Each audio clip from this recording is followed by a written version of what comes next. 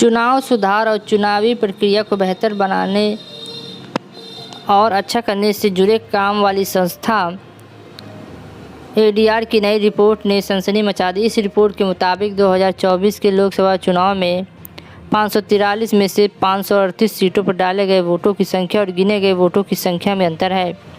वहीं कहीं पर वोट कम गिने गए तो कहीं गिने गए वोटों की संख्या डाले गए वोटों की संख्या से ज़्यादा है।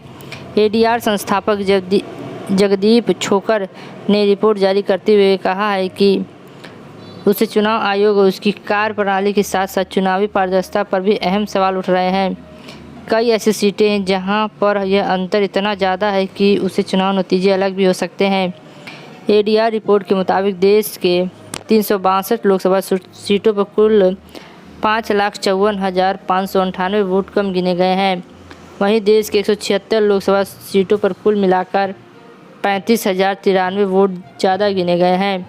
रिपोर्ट में यह भी कहा गया है कि इस तरह की जांच 2019 में भी की गई थी और तब 347 सीटों पर विसंगतियां मिली थी। इस बार ऐसी सीटों की संख्या बढ़कर 538 हो गई है, यानी सिर्फ 5 सीटें ऐसी जिन पर डाले गए वोट और गिने गए वोट की संख्या में कोई अंतर नहीं पाया गया है। चुनाव आयोग पर उठाए सवाल। इस बारे में जगदीप छोकर का कहना है कि वोटिंग का अंतिम आंकड़ा जारी करने में देरी, निर्वाचन क्षेत्र और मतदान केंद्रों के अलग अलग डेटा का अभाव और आखिर में मिलाए गए आंकड़ों के आधार पर चुनाव के नतीजे घोषित किए गए या नहीं, यह सारी चीज़ें ऐसी हैं जो चुनाव के नतीजों को लेकर शंका पैदा करती हैं।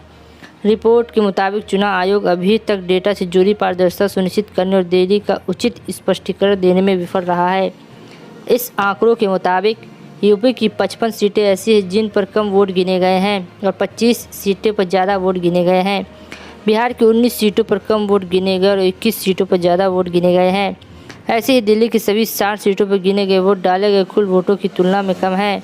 झारखंड की 12 सीटों पर कम वोट गिने गए तो 2 सीटों पर ज़्यादा वोट गिने गए हैं। उत्तराखंड की सभी 5 सीटों पर कम वोट गिने गए हैं। आपको क्या लगता है अपना कमेंट करके ज़रूर बताएं। आज के लिए बस इतना है, फिर मिलते हैं नई वीडियो में। जय हिंद, जय भारत।